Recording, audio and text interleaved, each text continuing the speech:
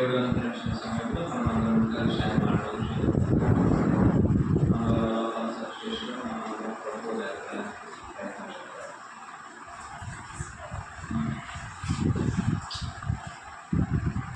ఎక్కువ ఆలోచించే కాదు.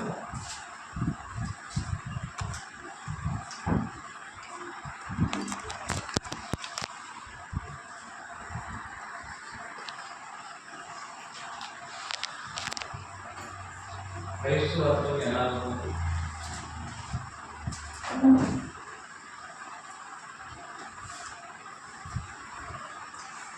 లోకంలో ప్రసిద్ధిని తీసుకొచ్చిందని ఆలోచించేది. క్రైస్తవత్వం ఎలా ఉంది? లోకానికి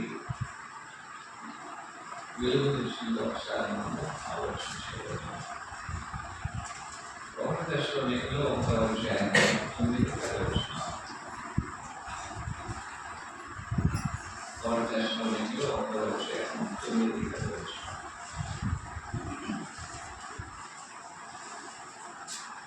మీ యొక్క మార్కెట్కి ప్రవేశం కలిగినో అక్కడ జనులు తమ గురించి తెలియజేస్తున్నారు.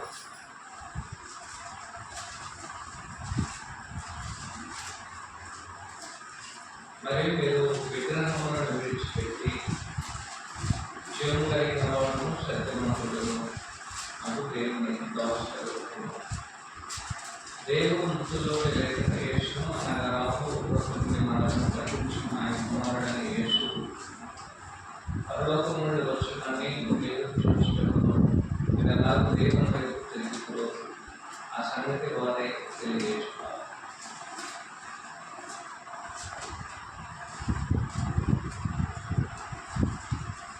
క్రైస్తవత్వము లోకాన్ని ఎలాగో వెలిగించిందో తెలియజేసేటువంటి ఒక వాక్యం ఇది. లోకం అన్నప్పుడు మనం అందరము ఎదుగుదాల్సినటువంటిది ఆత్మ సంబంధమైన పరిస్థితులు. అలాంటి ఒక పరిస్థితి అనేది లోకము చీకటితో వారు దర్శించేటువంటి వారు, ఆ చీకట్లో దర్శించినటువంటి వారు ఏం చేస్తుందో వారికి తెలియనటువంటి పరిస్థితి. అయితే క్రైస్తవత్వం అనేది లోకంలోకి వచ్చిన తర్వాత, అంటే దేవుని వాక్యం అనేది బోధించబడిన తర్వాత లోకంలో ఉన్నవారు అనేకమైన మార్పులను చూశారు. అదే ఇక్కడ మనకు తెలియజేసేటువంటి సందేశం. లోకంలో ఉన్నవారు అనేకమైన మార్పులను మనం చూస్తున్నారు. ఆ మార్పులు ఏమిటంటే 9వ వచనం 10వ వచనం గమనించండి.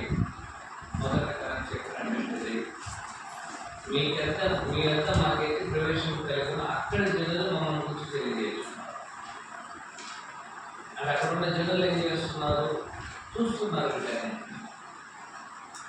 చివరిని చెప్తున్నారు, మీరు ఎలాగో దేవుని వైపు తిరిగి ఆ సంగతి వారు తెలియజేస్తున్నారు. ఎవరు తెలియజేస్తున్నారు? లోకంలో ఉన్నటువంటి వారు. లోకంలో ఉన్నటువంటి వారు ఇచ్చినటువంటి సాక్ష్యం ఇది. క్రైస్తవత్వం అనేది ఎలా ఉన్నా లోకానికి వెలుగును తీసుకొచ్చింది. క్రైస్తవత్వం అనేది ఎలా ఉన్నా లోకంలో ఉన్నటువంటి వారిని దేవుని వైపునకు మరలించిందో, అసువార్త అనేది ఎలా ఉన్నా వ్యాప్తి చెందినదో ఈ విశేషమైన కార్యక్రమం లోకంలో చేస్తున్నారు. దాని అర్థం ఏమిటంటే మొదటి శతాబ్దంలో అన్నాడు అపోస్తలులందరూ ఏం చేశారంటే దేవుని యొక్క వాక్యాన్ని చేతపట్టుకొని అనేక ప్రాంతాలకు వారు తిరిగారు. ఆ విధంగా తిరిగినటువంటి వారు యెరూషలేములోను, అంతియోకులోను, ఎఫెసులోను, తెస్సలోనికలోను, రోమాలోను, కొరింథీలోను అనేక మంది ప్రభువులను తీసుకురావడానికి వారు కారణమైనారు. ఇలాంటి ఒక మార్పు అనేది లోకంలో ఉన్నటువంటి వారికి ఒక కనువిప్పుగా మారింది. ఎంత కనువిప్పు అంటే లోకంలో ఏదో జరుగుతుంది. ఏం జరుగుతుందంటే వాళ్ళు చూస్తున్నారు, అనేక మంది ఏం చేస్తున్నారు, దేవుని వాక్యం అనేది అక్కడ వారికి బోధించబడుతుంది. అనేకులు క్రీస్తు వారిని అనుకుంటున్నారు, అనేకులు తమ యొక్క తాము చేసుకున్న విగ్రహాలు దేవుని వైపు చేస్తున్నారు. ఈ పరిస్థితి నేను చూస్తున్నారు, లోకంలో ఉన్నవారు నేరుగా చూస్తున్నారు. వాళ్ళు చెప్తున్నారు, మా ఇంటి ప్రవేశం కలిగిన అక్కడ జనులు నూనె పూసి జరుగుతున్నారు. ఎలా చెప్తున్నారు, అయ్యా మీరు దశలోనికి వచ్చారు, దశలోనికి ఒక గొప్ప మార్పుని మీరు తీసుకొచ్చారు. ఇలాంటి మార్పు అనేది లోకము కోరుకుంటుంది. వాళ్ళగా చెప్పడం ఆలోచించుకుంటే ఇలాంటి మార్పును లోకం కోరుకుంటుంది. ఏ మార్పు?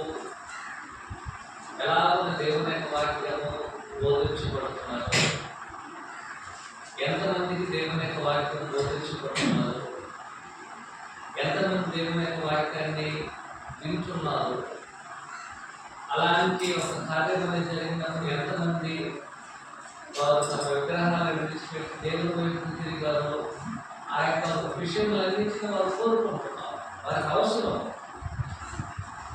పౌలుగా చెప్తున్నారు, అయ్యా మేము మా యొక్క ప్రవేశాన్ని అక్కడ ఉన్నట్టు లోకం వారు చూశారు, కోరుకుంటున్నారు. కాబట్టి ఈనాడు మనము కూడా దేవుని యొక్క వాక్యాన్ని అలాగే లోకంలో తీసుకెళ్ళాలి. ఈ ఫిలిప్పీ రాసిన పత్రిక 2వ అధ్యాయంలో 14వ వచనము 16వ వచనం 14 నుంచి 16వ వచనం. మీరు మోసమైన అపరిచయం అంటే లేకపోతే నిష్కలమైనది దేవుని కుమారుడుతున్నట్టు సరుకులను సంశయంలో మన సంస్థ కార్యములు చేయడానికి జనం మధ్య మీరు జీవవాక్యమును చేత పట్టుకొని లోకమున్న జ్యోతుల వలె కనబడుతున్నారు. అందువలన మేము వ్యర్థముగా ప్రయత్నించలేదు, మేము పడిన కష్టం నిష్ప్రయోజనం కలిగిస్తున్న నాకు అతిశయంగా ఉంటారు. కాబట్టి లోకము మన దగ్గర ఏం కోరుకుంటుందంటే, క్రైస్తవత్వం నుంచి ఏం ఎదురు చూస్తుందంటే, మన దగ్గర లోకం వచ్చి మన ఎవరు పట్టించుకోవడం లేదు. అలాగే లోకం నుంచి క్రైస్తవత్వం నుంచి ఏదో కోరుకుంటుంది. ఏం కోరుకుంటుందంటే, దేవుని యొక్క వాక్యం అనేది వారికి బోధించబడినటువంటి వారు సత్యాన్ని ఎదిగి ఆ సత్యానికి వారు లోపడవలేదని లోకం మన యొక్క కోరుకుంటుంది. మనం దాని యొక్క విషయంలో ఎన్నడూ మనం ఆలోచన చేయడం లేదు. మనం మాత్రమే అనుకుంటున్నాం, మనం బోధిస్తే ఎవరు పట్టించుకుంటారు ఏమనేసి మనం ఆలోచన చేస్తాం. కానీ దశలోనికి వారు చెప్తున్నారు, ఆయా దేవుని యొక్క వాక్యము వారి ఎదురు వెళ్ళినప్పుడు అక్కడ దశలోనికి వారు ఏం చేశారు, మానవుల గురించి అక్కడ గొప్పగా చెప్తున్నారు. అంటే దేవుని యొక్క వాక్యాన్ని మనం యథార్థంగా మరి నమ్మకంగా బోధించడం ద్వారా ఇలాంటి గొప్ప మార్పు అనేది స్వార్థను బట్టి లోకానికి తెలుసుకోవాలి. రెండోది ఏమిటంటే, ఎవరికైతే వాక్యం బోధించబడుతుందో వారిలో మార్పును కూడా లోకం మీద చూస్తుంది.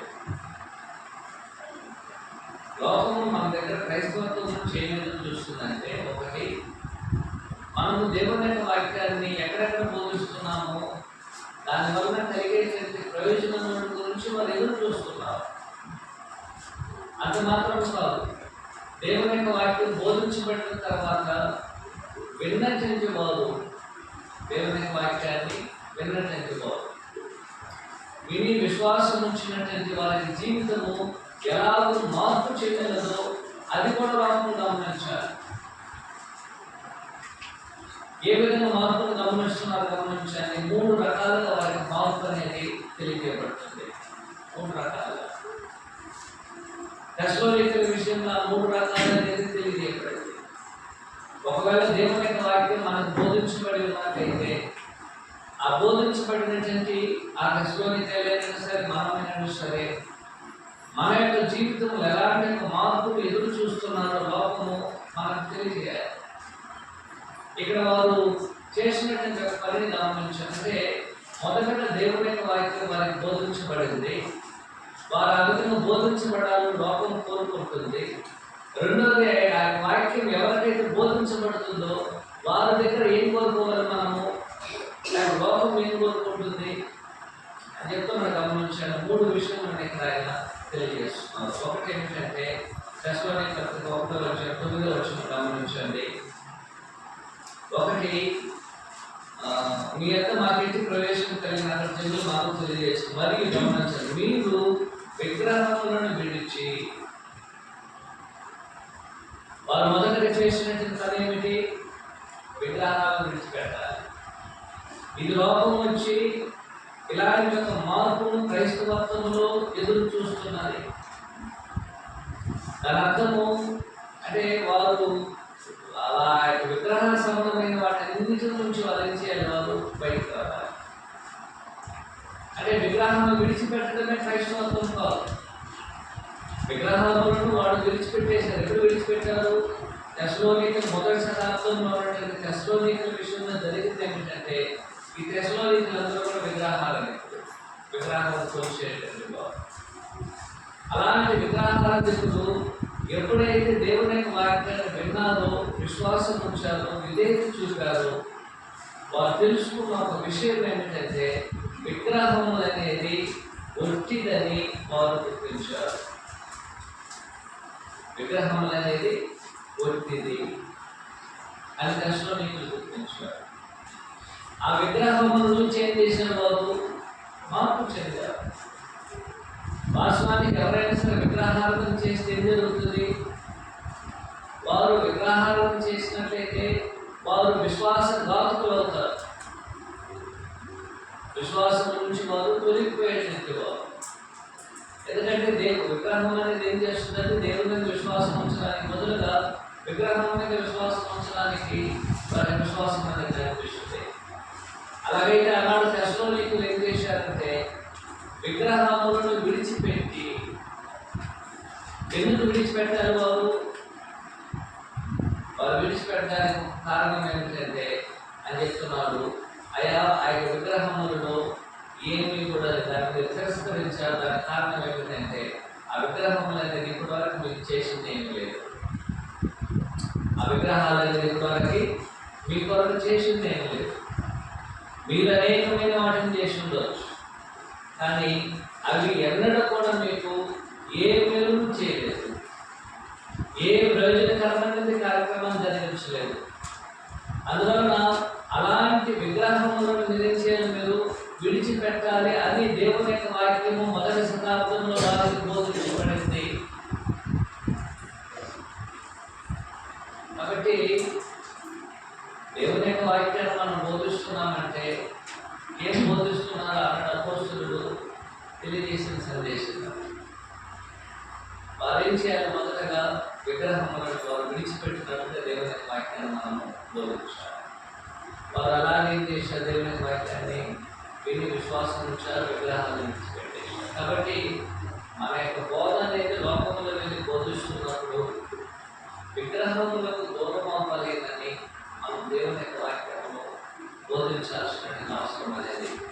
1 పత్రికలో అపోస్తలుడైన యోహాను గారు రాసిన ఒక సందర్భాన్ని గమనించాం. 21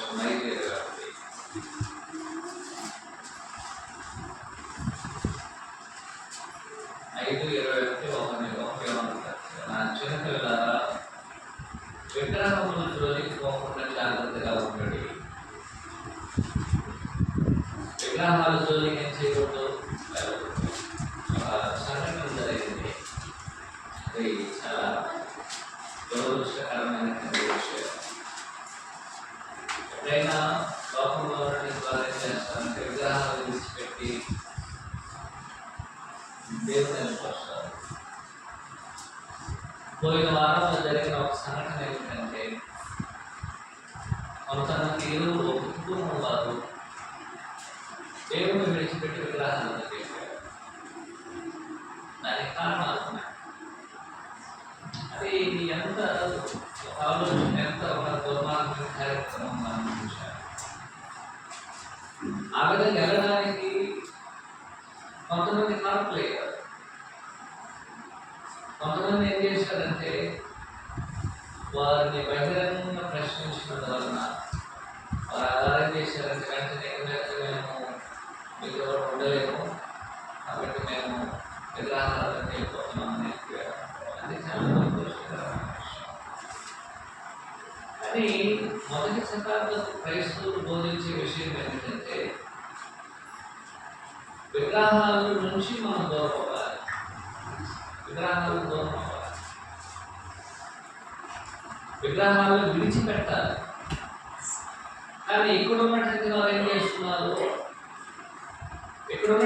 ఏం చేస్తున్నారంటే, కొంతమంది వచ్చిన విడిచిపెట్టిన విగ్రహాలు అయితే నడిపిస్తున్నారు. అది చాలా బాధాకరమైన విషయం ఏర్పడింది.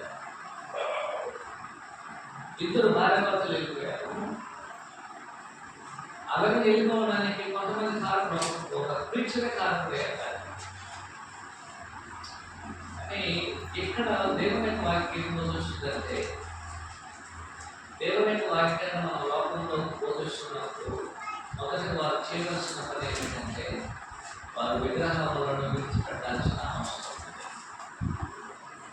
రెండో విషయం గమనించండి, విడిచిపెట్టడం మాత్రం కాకుండా 9వ వచనంలో మీరు విగ్రహములను విడిచిపెట్టి జీవము కలిగిన వాడు సత్యవంతుడు దేవుని దాసులవుతారు. వారు చేసిన రెండో పని ఏమిటి? ఒకటి, విగ్రహాలను విడిచిపెట్టేశారు. రెండోది, విగ్రహాలు విడిచిపెట్టి ఏం చేయమని చెప్పారు వాళ్ళు? అంటే విగ్రహాల కింద ముందు సేవ చేస్తున్నారు, విగ్రహాలకు దాసులుగా ఉన్నారు, విగ్రహాలను పూజించేటువంటి వాళ్ళు. కానీ దేవుని వాక్యం వాటిని విడిచిపెట్టమన్నప్పుడు విడిచిపెట్టేశారు. వెంటనే వారు ఏం చేశారు? ఇప్పుడు ఎవరిని సేవించాలి? వారు ఎవరిని సేవించాలని కూడా దేవుని వాక్యం మాట్లాడి బోధించబడింది.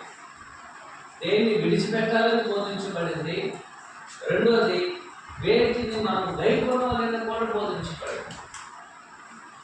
వారు ఏం చేశారు? ఇప్పుడు వారు ఏం చేస్తున్నారంటే, వారు సజీవుడగు దేవుని, జీవము కలిగిన వాడు సత్యవంతుడైన దేవుని దాసులకు, జీవము కలిగిన దేవునికి, సత్యవంతుడైన దేవునికి దాసులు అవుతారు. కాబట్టి క్రైస్తవత్వం అనేది లోకం ఎలాగో వెలిగించిందంటే, వారు చీకటి జీవితంలో విడిచిపెట్టి వెలుగు జీవితంలోనే కావాలని బోధించబడింది. అది ఎలాగో జరుగుతుంది? లోకాన్ని చెప్తున్నాడు, వారందరూ విగ్రహాలు విడిచిపెట్టారు. ఒకటి. రెండోది, వారు ఏం చేస్తున్నారు? ఇప్పుడు జీవము కలిగిన సత్యవంతుడైన దేవుణ్ణి సేవించడానికి. ఆనాటి దర్శనానికి ఏం చేస్తున్నారు? సత్యవంతుడైన జీవము కలిగిన దేవుని సేవించారు. ఒకటి విడిచిపెట్టేశారు, ఒకటి జరిపిస్తున్నారు. అలాగూ దేవుణ్ణి ఏం చేస్తున్నారంటే, వారందరూ కలుసుకుని దేవుణ్ణి సేవించడానికి ముందుకు వచ్చారు. ఈనాడు మనం కూడా ఏం చేస్తున్నాం? మన జీవితంలో కూడా ఒకప్పుడు మన పితరులు, వారికి ముందు ఉన్నటువంటి వారందరూ విగ్రహారాధికులే. వారందరూ ఏం చేశారంటే, వాటన్నిటిని విడిచిపెట్టి వారందరూ ఏం చేశారు? ఇప్పుడు నిజమైన దేవుడు తెలుసుకోవడానికి అవకాశం ఏర్పడింది. నిజమైన దేవుడు తెలుసుకున్నాం. రెండోది, ఆ దేవుడిని మనం ఏం చేస్తున్నాము? సేవిస్తున్నాము. పరలోకమున్న దేవుడిని ఏం చేయాలి? మనము సేవించాలి. ఆయన ఎలాంటి వాడు? ఆయన జీవం కలిగిన వాడు. విగ్రహాలకు జీవం లేదు. విగ్రహాలు తీసుకెళ్ళి ఎక్కడ పెట్టినా ఉంటుంది, ఎక్కడ పెట్టినా ఉంటుంది, కానీ దానికి జీవం లేదు. రెండోది, దానికి అది నిజమైనది కాదు. నిజమైన దేవుడు, సత్యవంతుడైన దేవుడు పరలోకమున్న ఉన్నవాడు. కాబట్టి ఈ వచనం ఏం తెలియజేస్తుందంటే, జీవము లేని నిజము కాని విగ్రహములను మొదటగా మనం విడిచిపెట్టాలి. రెండోది, భూమి మీద మనుషులు ఏం చేయాలి అంటే, జీవము కలిగిన నిజమైన సత్యవంతుడైన దేవుణ్ణి మనము సేవించాలి. దీని కొరకు మనం అందరం పిలవలేము. ఆ విధంగా ఆవిడ మొదటి శతాబ్దంలో ఉన్నటువంటి వారందరూ ఆ విధంగా కోరుకోబడతారు. ఆ విధంగా మనం అందరం ఏం చేయలేము? జీవం కలిగిన దేవుని సేవించాలి. ఆయనకి మనం ఏం చేయగలము? ఆయనకి మనం ఎల్లప్పుడూ కృతజ్ఞతాస్తుతులు చెల్లించాల్సినటువంటి అవసరం అనేది ఉంటున్నది. మూడవది గమనించండి, ఆనాడు క్రైస్తవులు చేసిన మూడవ విషయం ఏమిటంటే ఈ 10వ వచనం గమనించాలి. 10వ వచనంలో దేవుడు మృతుల నుండి లేచిన యేసు అనగా రాబోతున్న మనం తప్పించిన కుమారుడైన యేసు పరలోకం నుండి వచ్చునని ఎదురు చూచుటకును. మూడవదిగా క్రైస్తవులు చేసిన పని ఏమిటి? యేసుక్రీస్తు కొరకు ఎదురు చూడడం. ఈనాడు క్రైస్తవులు ఏంటంటే మనము లోకాన్ని ఎలా వెలిగిస్తున్నామో తెలియజేసే ఒక సందర్భం ఇది. ఎలా లోకం ఆనాడు వెలిగించబడిందంటే, ఒకటి వారందరూ విగ్రహాలు విడిచిపెట్టాలి. 2 అంటే విగ్రహాల నుంచి దూరం అయిపోవాలి. 2 ఏం చేయాలి? బాబు జీవం కలిగిన సత్యవంతుడైన దేవుణ్ణి సేవించాలి. అంత మాత్రం కాదు. 3వది ఏం చేయాలి? బాబు యేసుక్రీస్తు కొరకు ఎదురు చూడాలి. ప్రతి దినము మనము యేసుక్రీస్తు కొరకు ఎదురు చూస్తూ పాపమును జీవించాలి. అది అని చెప్తున్నాడు. యేసుక్రీస్తు వారు యేసుక్రీస్తు వారు మనం ఎదురు చూడాలి. యేసుక్రీస్తు ఎదురు చూడాలి అని చెప్తున్నాడు. యేసుక్రీస్తు వారిని అయితే దేవుడు మృతుల నుంచి లేపినో ఆయన కొరకు ఏం చేయాలి? మనము ఎదురు చూడాలి. దాని అర్థం ఆయన ఎక్కడ ఉన్నాడు? యేసుక్రీస్తు వారు ఎక్కడ ఉన్నారని చెప్తున్నాడు. గమనించండి, పరలోకం ఉన్నాడు. కాబట్టి యేసుక్రీస్తు వారు ఎక్కడ ఉన్నారు? పరలోకం ఉన్నారు. ఆయన పరలోకం నందు ఆయన మన కొరకు తండ్రి కృపాసనంలో ఉన్నాడు. ఆయన మన కొరకు విజ్ఞాపన చేస్తున్నాడు. మనల్ని ఏం చేస్తున్నాడు? ఆయన పరిపాలన చేస్తున్నాడు. అయితే ఆయన ఎక్కడ ఉన్నాడు? పరలోకం ఉన్నాడు. రెండోది, మనం ఆయన ఎదురు చూడాల్సిన పరలోకంలో ఆయన ఉన్నాడు. ఆయన ఒక రోజు రాబోతున్నాడు. ఆయన ఏం చేయబోతున్నాడు? ఒక రోజు రాబోతున్నాడు. ఎప్పుడు వస్తాడని మనకు తెలియదు, కానీ ఖచ్చితంగా వస్తాడు. మూడోది ఏంటంటే, ఆయన వచ్చినప్పుడు మనకి ఏం ప్రయోజనం జరుగుతుంది గమనించాలి. అని చెప్తున్నాడు. గమనించాలి. ఇదే వచనంలో దేవుడు మృతుల నుండి లేచిన యేసు అనగా రాబో మృతులను మనం తప్పించుతున్నాం. ఆయన ఎందుకు రావాలి? ఎందుకు రావాలి? ఆయన కొరకు ఎందుకు తెలుగు చూస్తున్నాము? రాబో ఉగ్రత నుంచి మనం ఏం చేయబడలేదు, తప్పించబడలేదంటే అది ఎవరి వల్ల జరుగుతుంది? యేసుక్రీస్తు ప్రభువారి వలన మాత్రమే జరిగేది. ఆ ఉగ్రత ఏమిటి? దేవుని యొక్క శిక్ష, మరణం నుంచి మనం తప్పించేటట్టు ఒకే ఒక ఆయన యేసుక్రీస్తు. మరి ఎవరు తప్పించారు? ఆ ఉగ్రత నుంచి, దేవుని యొక్క ఉగ్రత నుంచి తప్పించడానికి ఆయన మాత్రమే శక్తిమంతుడు. అందువలన ఆయన కొరకు మనం ఈ లోకంలో ఎదురు చూస్తూ ఈ లోకంలో జీవించాలి. కాబట్టి మొదటి శతాబ్దంలో ఉన్నటువంటి క్రైస్తవులు ఎలాగో జీవించారో తెలియజేసేటువంటి ఒక సందేశం 9వ వచనం. ఈ సందేశంలో మనకు ఉన్నటువంటి పాఠాలు మనం ఆలోచన చేయగలిగినప్పుడు మనము అలాగ ఉన్నామా? ఒకటి, వారు విగ్రహాలను విడిచిపెట్టాలి. ఎందుకంటే వారు విగ్రహాలు పెడుతూ విగ్రహాలను విడిచిపెట్టాలి. మనమే ఇప్పుడు విగ్రహాలను చేయడం లేదు. అయితే మనము అంటే విగ్రహములు ఎలాగైతే నిష్ప్రయోజనమైనదో, ఎలాగో విగ్రహములు అనేది మనుషుల యొక్క విశ్వాసం నుంచి అతన్ని తొలగిస్తుందో, విగ్రహములు ఎలాగో దేవునికి దూరం చేస్తుందో, వాటి నుంచి వారు ఏం చేయలేమో వాటిని దాన్ని విడిచిపెట్టాలి. ఇప్పుడు మనం విడిచిపెట్టాల్సింది ఏమిటి? ఏది మనల్ని విశ్వాసం నుంచి తొలగిస్తుందో, ఏది మనల్ని దేవునికి దూరం చేస్తుందో, ఏది మనం విడిచిపెట్టలేదో వాటన్నింటిని మనం విడిచిపెట్టకపోతే ఈ లోకంలో మనం క్రైస్తవులుగా వెలిగించబడలేదు. మనం దేన్ని విడిచిపెట్టాలని లేఖనాలు తెలియజేయబడింది. ఒకసారి ఎఫెసు రాసిన పత్రిక తీసుకోవాలి. ఎఫెసు రాసిన పత్రిక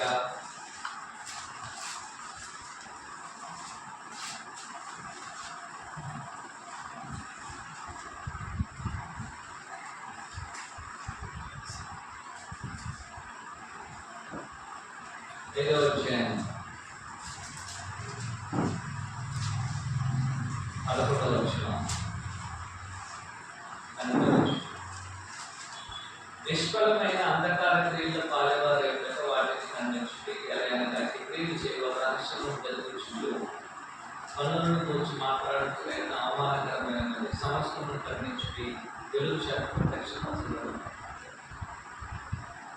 ఏం చెప్తున్నారు గమనించిన నిష్ఫలమైన అంధకార క్రియలన్నింటినీ ఏం చేయాలి మనము?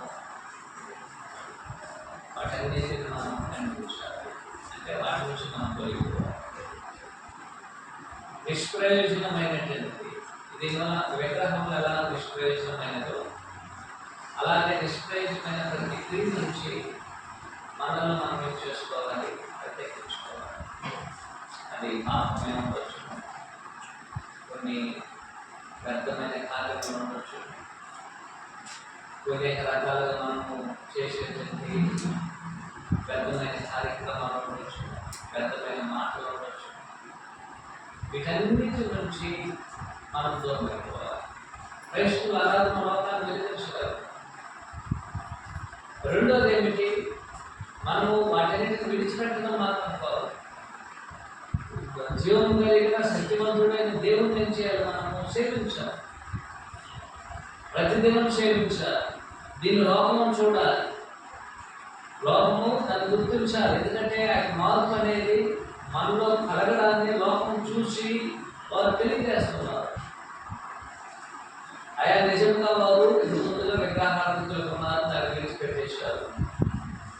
ఇప్పుడు ఏం చేస్తున్నారు? వారు జీవం కలిగిన దేవుణ్ణి వారు సేవిస్తున్నారని మనలో గురించి లోకము కలపాలి.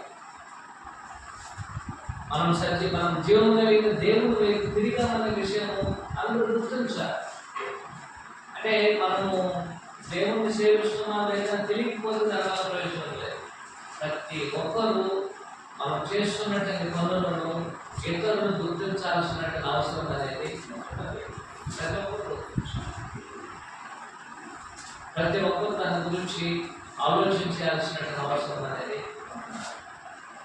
మూడోది గమనించండి, దేవుణ్ణి సేవించడం మాత్రమే మనకి పని కాదు. దేవుణ్ణి సేవించాలి అంటే మన సమస్య లేదు. మూడోది ఒక నిరీక్షణ మనకు ఉండాలి. ఆ నిరీక్షణ ఏమిటంటే యేసుక్రీస్తు వారి కొరకు లోకం ఎదురు చూస్తూ మనం జీవించాలి. ప్రభు ఒక దినం వస్తారు కాబట్టి నేనేం చేయాలి? ఆయన వచ్చినప్పుడు నేను సిద్ధంగా ఉండాలి, సిద్ధపడాలి. ఆయన వస్తున్నాడు కాబట్టి ఆయన కొరకు నన్ను నేను సిద్ధపరచుకోవాలి. ఎలా సిద్ధపరచుకోవాలి? 1వ పత్రికలో ఈ విధంగా తెలియజేయబడుతుంది. గమనించాలి. 1వ పత్రిక 3వ అధ్యాయం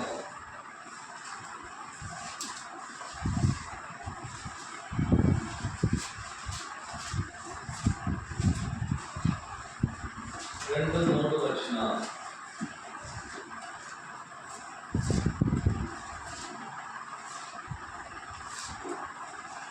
స్త్రీలారా, ఇప్పుడు మనము దేవుని పిల్లలై ఉన్నాము. మనం మీకు ఏమవుతామో ఇంకా ప్రత్యక్షపరచబడలేదు, కానీ ఆయన ప్రత్యక్షమైనప్పుడు ఆయన ఉన్నట్టుగానే ఆయన చూస్తున్నప్పుడు ఆయన పోలిందని ఎదుగుతాము. 3వ వచనంలో ఆయన ఈ నిరీక్షణ పెట్టుకున్న ప్రతి వాడును ఆయన పవిత్రుడై ఉన్నట్టుగా తను పవిత్రుడుగా చేసుకున్నది.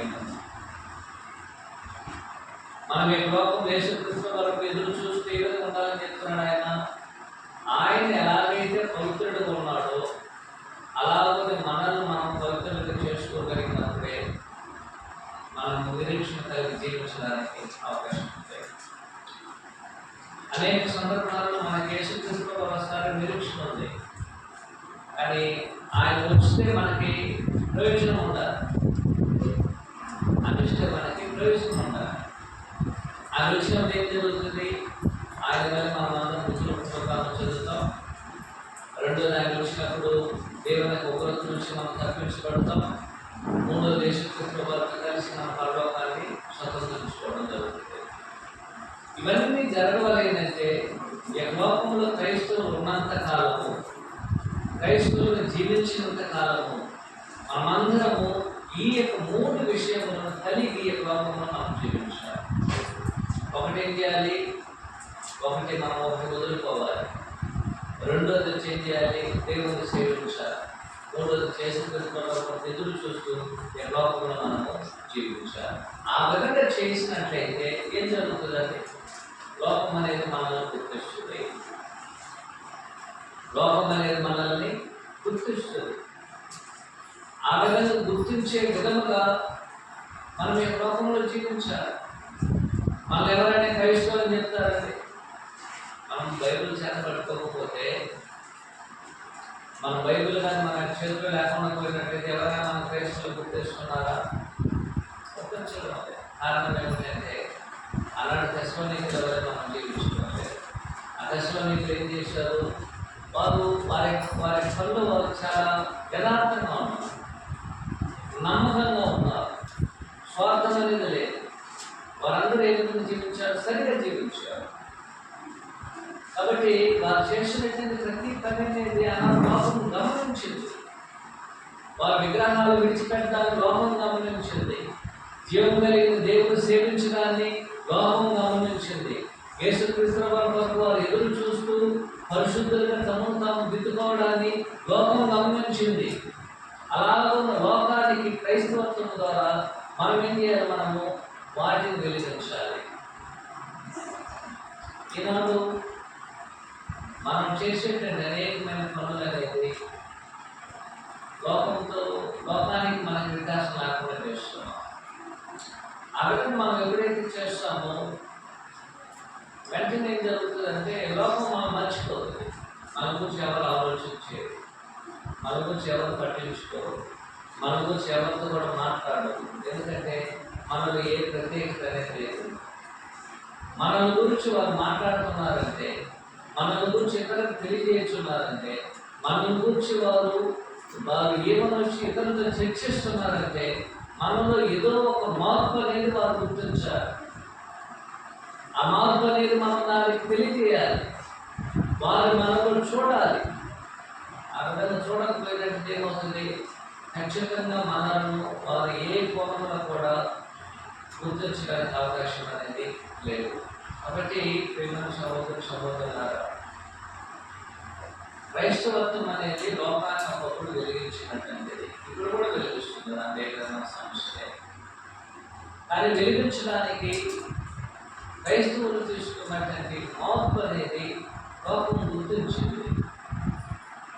మనలో అలాంటి మార్పును లోకం గుర్తించకపోతే మనం క్రైస్తవులు ఉండడానికి అవకాశమే లేదు. అలాంటి మార్పు అనేది మన జీవితంలో కలగాలి. ఎలాంటి మార్పు ఆనాటి దశలోనే కలిగింది? మూడు రకాలైన మార్పులు. ఒకటి, వారు విగ్రహాలు విడిచిపెట్టేశారు, మనం ఏం చేయాలి? పాపాన్ని విడిచిపెట్టాలి. రెండు, వారు జీవం కలిగిన దేవుని సేవించారు, మనం కూడా అలాగే జీవం కలిగిన దేవుణ్ణి ఎల్లప్పుడూ సేవించాలి. మూడోది ఏం చేశారంటే వారు యేసుక్రీస్తు వారు ఎదురు చూస్తూ పరిశుద్ధంగా ఈ లోకంలో జీవించారు. మనం కూడా యేసుక్రీస్తు వారి ఎదురు చూస్తూ ఈ లోకంలో పరిశుద్ధంగా మనము జీవించాలి. ఒకవేళ ఇలాంటి మార్పు మనలో లేనట్లయితే మనం లోకానికి ఏదైనా మనం మెసేజ్ ఇస్తున్నామండి. ఏ మెసేజ్ లేదు. మనం ఇది చూస్తున్నాం, కూర్చుంటున్నాం, వెళ్ళిపోతున్నాం, దానివల్ల ఏం ప్రయోజనం లేదు. మనలో లోకము ఏదో ఒక దానిని తెలుసుకోవాలని లోకం ఎదురు చూస్తుంది. లోకం అన్నప్పుడు నేను చెప్పేటంటే క్రైస్తువుల కారణం. వారు క్రైస్తువులు అవ్వాలనుకున్నట్లయితే మనలో మార్పును వారు ఎదురు చూస్తున్నారు. అలాంటి ఒక మార్పును కలిగించేది క్రైస్తవత్వం. ఎక్సెక్ట్ మనం అందరం ఆలోచించాలి.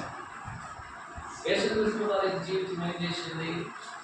12 మంది జీవితాలు వెలిగించింది. అవునండి, యేసుక్రీస్తు జీవితము 12 మంది యొక్క జీవితాలను వెలిగించింది. ఆ 11 మంది ఏం చేశారు? లోకంలో అనేక మంది జీవితాలు వెలిగించారు. అది ఎప్పటికీ ఆగిపోవాలి. అలాగే ఆయన వెలుగుతుంది, ఎప్పటికీ ఆగిపోలేదు. ఇప్పుడు మనం ఎక్కడున్నాము? ఇప్పుడు మనము 21వ శతాబ్దంలో ఉన్నాం. ఇప్పటికీ మనమందరం క్రైస్తవులుగా మారి ఉన్నామంటే ఆ విధంగా మారడానికి ఎవరో ఒకరు మనం వెలిగించున్నారు. కాబట్టి ఆనాడు ప్రభువు వెలిగించినటువంటి వెలుగు అలాగే నిలిచిపోయినటువంటి కాదు. ఆయన అందరినీ వెలిగించారు, వారేం చేశారు, ఇతరులు వెలిగించారు. ఆ విధంగా 21 శతాబ్దములుగా యేసుక్రీస్తు వారు భూమి మీద 21 శతాబ్దాలకు ముందుగా వెలిగించిన వెలుగు అనేది లోకాన్ని ఎంతనో వెలిగిస్తూనే ఉంది. లోకంలో ఉన్న వారు ఎంతనో క్రైస్తవులుగా మారుతూనే ఉన్నారు. కాబట్టి ఈ యొక్క చైన్ అనేది బ్రేక్ కాకూడదు, ఇక లింక్ అనేది ఏం చేయకూడదు, ఎక్కడ కూడా నిలిచిపోకూడదు. కాబట్టి మనం క్రైస్తవులమేమంటే మనకు ముందు ఉన్నటువంటి వారు మనం క్రైస్తవులు అవ్వడానికి వారు కారణమయ్యారు. వారు ఏం చేశారు? వారు దేవునికి వాక్యాన్ని బోధించారు, వారికి మాదిరిని కనపరిచారు. ఏదో ఒక రకంగా మనం క్రైస్తవులు అయ్యామంటే దానికి కారణము మనకు ముందు ఉన్నటువంటి వారు మనకేం చేశారు? ఒక మార్గాన్ని ఏర్పాటు చేశారు. అయ్యా మేము ఈ విధంగా జీవించాం, మీరు కూడా జీవించండి. మనం ఏం చేశాము? అది దాన్ని ఆదర్శంగా తీసుకొని మనమందరం కూడా అలా జీవించడానికి ప్రారంభించాం. ఇంతటితో మనందరం కూడా ఆగిపోకూడదు. మనం ఏం చేయాలి?